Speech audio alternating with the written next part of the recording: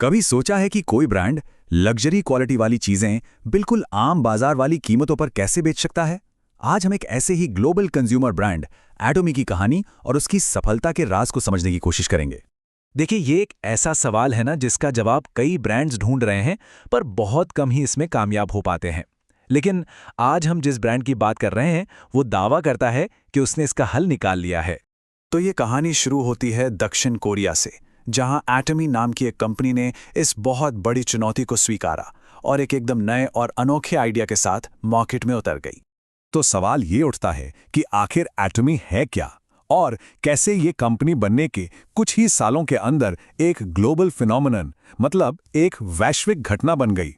देखिए, इसकी शुरुआत हुई थी 2009 में कोरिया में, और इस टाइमलाइन को देखें तो साफ पता चलता है कि 2022 आते आते ये कंपनी दुनिया के 27 अलग अलग इलाकों में फैल चुकी थी। और ये सिर्फ फैलाव नहीं था, बल्कि बहुत तेजी से और टिकाऊ तरीके से हुआ विकास था। और ये विकास सिर्फ नए बाजारों तक ही नहीं रुका, ये लोगों तक भी पहुंचा। 2022 के आखिर तक दुनिया भर में करीब करीब 1.5 करोड़ लोग एटोमी परिवार का हिस्सा बन चुके थे। और जाहिर है, जब इतने सारे सदस्य जुड़ेंगे तो इसका असर सेल्स पर तो दिखना ही था।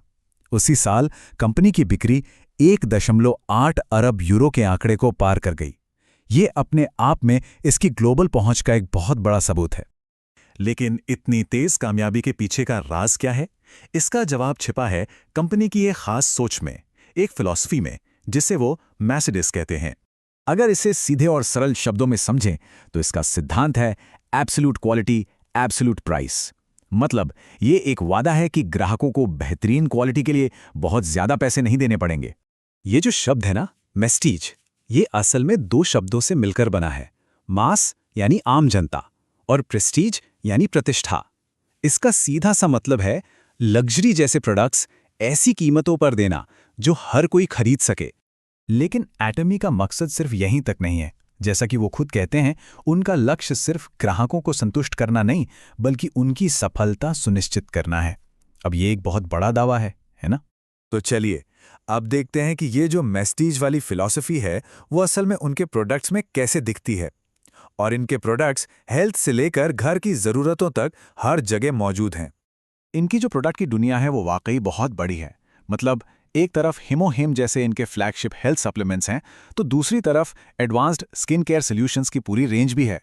और इतना ही नहीं, पारंपरिक कोरियाई रेड जिनसिंग जैसे वेलनेस प्रोडक्ट्स के साथ साथ कैफे अरेबिका जैसी रोजमर्रा की चीजें भी इनके पास हैं। ये दिखाता है कि इनका कैटलॉग कितना बड़ा और मनोवैज्ञिक है। मोटे तौर पर इन सभी प्रोडक्ट्स को कुछ मेन कैटेगरीज में बांटा गया है, जैसे हेल्थ, ब्यूटी, पर्सनल केयर और भी बहुत कुछ। मतलब हमारी रोज की जिंदगी के लगभग हर पहलू को ये कवर करते हैं। और इन सब में से इनकी जो हेल्थ और वेलनेस कैटेगरी है वो सबसे खास मानी जाती है। इसी में इनके सबसे मशहूर प्रोडक्ट्स आते हैं। तो आइए जरा इसे और करीब से देखते हैं। यहां आता है इनका हीरो प्रोडक्ट, हीमोहिम। ये जड़ी बूटियों के अर्क से बना एक फूड सप्लीमेंट है और इसे एटोमी की प्रोडक्ट लाइन का आधार माना जाता है। अब सवाल है कि ये किसके लिए है? तो एटमी के हिसाब से ये हर उस इंसान के लिए है जिसे अपनी एनर्जी बढ़ानी है, फिर चाहे वो कोई बुजुर्ग हो या फिर तनाव में ओवरटाइम काम करने वाले ऑफिस कर्मचारी। और यही सोच, यही सिद्धांत उनके दूसरे हेल्थ प्रोडक्ट्स में भी साफ दिखता है।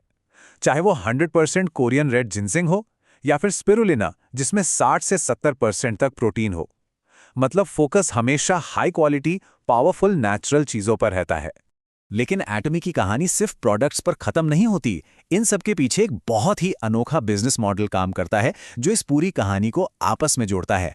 ये एक कंज्यूमर सेंट्रिक यानी उपभोक्ता केंद्रित नेटवर्क मार्केटिंग मॉडल है। यहाँ हर प्रोडक्ट के साथ एक पॉइंट वैल्यू या पीवी जुड़ा होता है। सदस्य जब भी कुछ खरीदते हैं तो ये पीवी इकट्ठा होते हैं और फिर इन्हीं के आधार पर कमीशन तय होता है। इनकी स्ट्रैटेजी भी बड़ी सीधी है। ऐसे प्रोडक्ट्स चुनना जो क्वालिटी और कीमत दोनों मामलों में डिपार्टमेंटल स्टोर्स या ऑनलाइन शॉपिंग पर मिलने वाले सामान से बेहतर हों। सीधी बात, बेहतर क्वालिटी कम दाम पर। और अगर भविष्य की बात करें तो एटमी का लक्ष्य सिर्फ एक सामान बेचने वाली कंपनी बने रहना नहीं है। वो एक कंज्यूमर क्यूरेटर बनना चाहते हैं, एक ऐसा ब्रांड जिस पर लोग आंख बंद करके भरोसा कर सकें। इस क्यूरेटर मॉडल में 3 स्टेप्स हैं। पहला, कस्टमर्स का पूरा भरोसा जीतना। दूसरा, उनकी पर्सनल ज़रूरतों को एक शॉपिंग एक्सपर्ट की तरह समझना। और तीसरा, उनकी ज़रूरतों के हिसाब से उन्हें बिल्कुल सही मैस्टीज प्रोडक्ट्स की सलाह देना। और यहीं पर आकर ये कहानी हमें एक बहुत बड़े सवाल के साथ छोड़ जाती है। क्या अपने लॉयल मेंबर्स के लिए प्रोडक्ट्स को पर्सनलाइज करके क्यूरेट करना ही रिटेल का भविष्य है? एटॉमी का दाव तो देखिए इसी पर लगा है।